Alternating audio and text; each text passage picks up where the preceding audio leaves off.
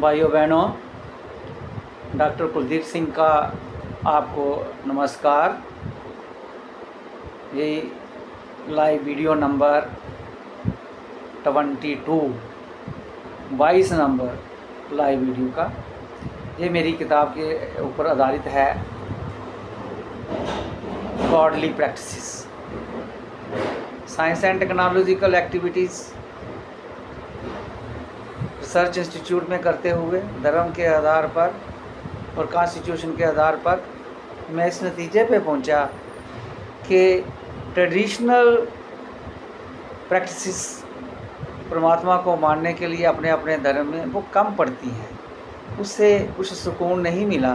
तो मैंने कॉन्स्टिट्यूशन, धर्म के आधार पर और साइंस एंड टेक्नोलॉजिकल एक्टिविटी शुरू की और मैंने आस्ता आस्ता इस नतीजे पे पहुंचने लगा कि पृथ्वी के ऊपर नेचुरल सिस्टम और गवर्नड सिस्टम जो हमारे लाइफ के साथ जुड़े हुए हैं, और इन सिस्टम को अच्छी तरह से चुस्त दुरुस्त बनाना और आने वाली जनरेशन का भी हक है इनके ऊपर कार्य करना ही गॉडली प्रैक्टिसेस है।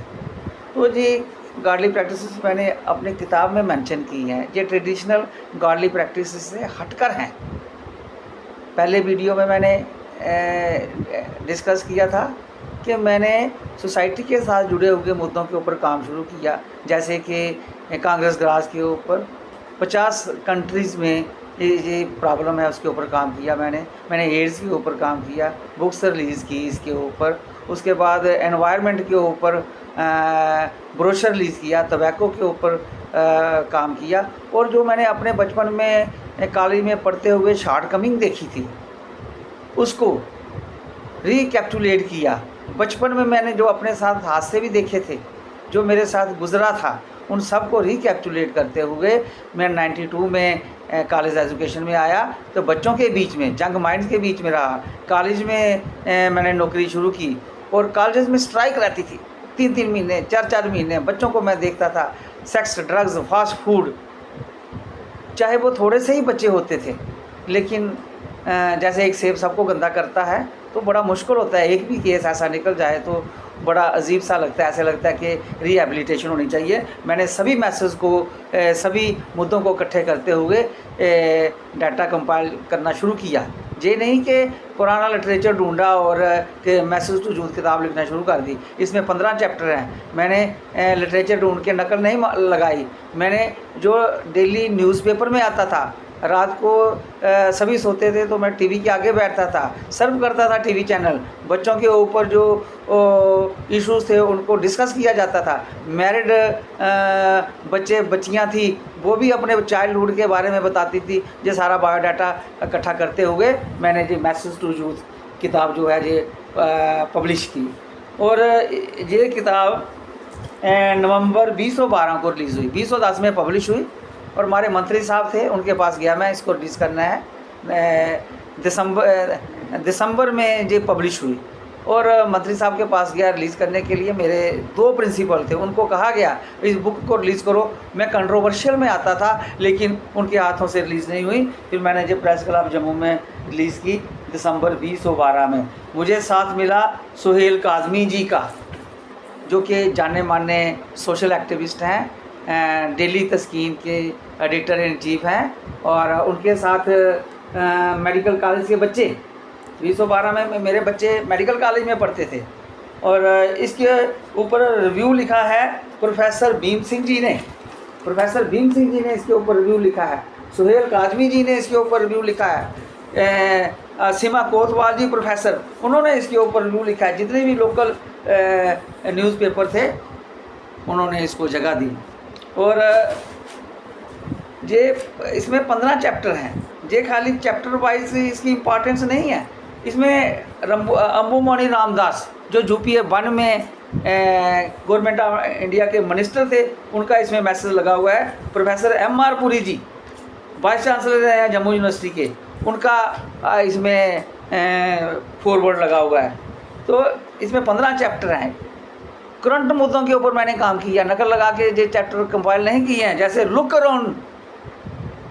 अराउंड जो हमारा फ़र्ज़ बनता है, अपनी आँखों से देखना, सुनना, सब कुछ एनालाइज करना, और जो भी सिचुएशन हमारे सामने आती है और उसको हमने ऐसे डील करना है। हमारी हेल्थ, पब्लिक की हेल्थ, एनवायरनमेंट की हेल्थ और पूरे समूचे समाज की हेल्थ, पूरे बर्ड के एनवायरनमेंट की है होलिस्टिक हेल्थ जो है वो हम उसमें अपना योगदान दे सकें। मैंने इसमें होलिस्टिक हेल्थ की बात की है, खाली अपनी सेहत ही नहीं, एनवायरनमेंट की, social moral health, environmental health, constitutional health और एनिमीज ऑफ ह्यूमैनिटी के ऊपर काम किया है। दूसरा चैप्टर है नो योर कॉन्स्टिट्यूशन।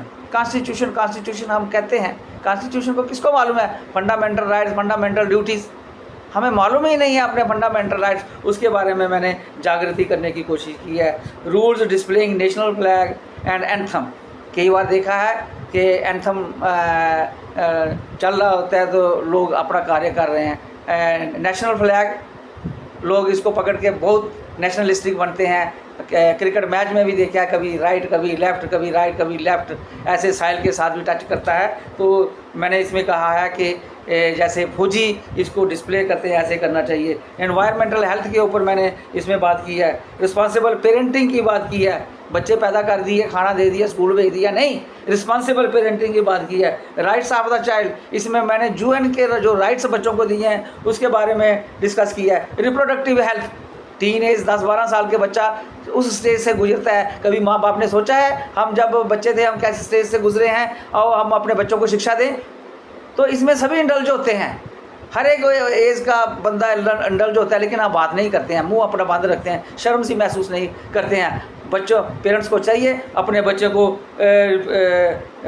इसके रिप्रोडक्टिव हेल्थ के बारे में बताएं, नहीं तो जो एड्स के ऊपर काम कर रहे हैं वो आपके बच्चों को सेक्स एजुकेशन आपके जो छोटे छोटे बच्चे 9वीं 10वीं क्लास के जो बच्चे थे उनको मैंने देखा है, छोटे छोटे बच्चों को रोक करके कंडम प्रमोशन की बात करते हैं। जब वो खुल के बात करते हैं उसके बारे में, आप एज ए पेरेंट्स क्यों नहीं रिप्रोडक्टिव हेल्थ के बारे में क्यों नहीं बात कर सकते? AIDS the tragedy of ignorance, सभी मैंने बात किया। छोटे छोटे आपके बच्चों को जूस किया गया है कंडम प्रमोशन के लिए। और सिख धर्म में लंगर का खाना बड़ा पवित्र होता है, जिस घर में भी एड्स से डेथ होती थी उसके घर में लंगर भी नहीं खाया जाता था। तो ये मैंने बहुत डिटेल में इसमें मेंशन किया है। और लीगल कार्रवाई भी करने की कोशिश की है इसमें। बिहेवियर ऑफ ड्रग अब्यूज़ की बात की है, चूज़ लाइफ नॉट टबैको की बात की है, अल्कोहलिज्म की बात की है, फास्ट फूड की बात की है, ड्रग्स फास्ट फूड की मैंने बात की है। कॉलेज हेल्थ, मेरी बच्चियाँ मेडिकल कॉलेज में पढ़ती थी, क्योंकि मैं कॉलेज का टीचर था, मुझे पता है कॉलेज में क्या चार्ट कमी में मैं अपने बच्चों के कॉलेज तक चला जाता था। शुरू में मेरी बच्चियाँ कहती थी डाटा हम इतने बड़े हो गए आप हमारे कॉलेज में क्यों आते हो? मैंने कहा नहीं, मुझे पता है कॉलेज में ये मैं उनको सोशल मॉरल पॉलिसिंग के लिए नहीं जाता था, उनको डिफ़िकल्टीज आती थी। एक लड़की छोटी मेरी लड़की 2 बार फेल हो गई मेडिकल कॉलेज में, मुझे जाना पड़ा, और उधर रैगिंग इतनी ज़बरदस्त करते थे और प्रिंसिपल मानने को तैयार नहीं था, मुझे खुद जाके इंटरवीन करना पड़ा। और कॉलेज हेल्थ में मैं सभी को बोलूँगा अपने बच्चों के साथ कनेक्टिविटी रखिए, चाहे वो कॉलेज में पढ़ते हैं चाहे इसको स्कूल में पढ़ते हैं। एक वक्त आया मेरी बच्चियाँ मेडिकल कॉलेज से बाहर निकली, कहते डाडा आपने अच्छा किया, क्योंकि कई बार लोगों ने पीछा करना, फ़ोन करना, सब कुछ करना, मैंने कहा खुद हैंडल करो, नहीं होता है तो मैं हैंडल करूँगा। तो मुझे इसमें बड़ी कामयाबी मिली। इसलिए आप सब पेरेंट्स को मैं कहता हूँ कि अपने बच्चों के साथ कनेक्टिविटी रखो, चाहे वो स्कूल में है, चाहे वो कॉलेज में है, चाहे वो प्रोफेशनल कॉलेज में है। योग साइंस, योग इसको तो बाबा शाबा ने तो प्रोफेशन बना लिया है, योग शुरू से चलता आया है, हम भी करते थे, रामदेव से पहले भी योग होता था, रामदेव कोई नया नहीं है, रामदेव के पहले भी योग चलता था, उसने इसको प्रोफेशनल बना लिया है, पैसा कमाने का साधन बना लिया है और अपनी न्यू फार्मेसी खोली है। मैं उसको कर्स नहीं कर रहा हूँ, ये फार्मेसी तो होम्योपैथिक और आयुर्वेदिक पुरानी फार्मेसी है जो चलती आई हैं। तो योग साइंस में भी आप अपने बच्चों को आप इन्वॉल्व कीजिए। डाइजेस्टर मैनेजमेंट, फ्लड्स, अर्थक्वेक वगैरह जब भी आते हैं कैसे हमने देखभाल करनी है। आपके बच्चे जो स्कूल कॉलेज में पढ़ते हैं, जो बच्चे वाइल्ड रास्ते में चले जाते हैं, वो भी डाइजेस्टर है। तो इसलिए मैं यही कहता हूँ कि अपने बच्चों का ध्यान रखिए। ये उस एंगल से मैसेज वजूद है, ये खाली किताब लाइब्रेरी में रखने के लिए नहीं है, इसको हम अच्छी तरह से पढ़ें, अपने बच्चों को सीधे रास्ते पे लगा सकते हैं। और ये किताब और बहुत से इशू जो मैंने आज तक काम किए हैं, ये एक गॉडली प्रैक्टिसेस का साधन बना। आगे वाले आने वाले वीडियो में मैं गॉडली प्रैक्टिसेस की बात करूंगा कि कैसे मैंने पहले काम को करते हुए उनको 4 गोल में डिवाइड किया। तो ये किताब एक इंस्ट्रूमेंट है। इसके साथ ही धन्यवाद।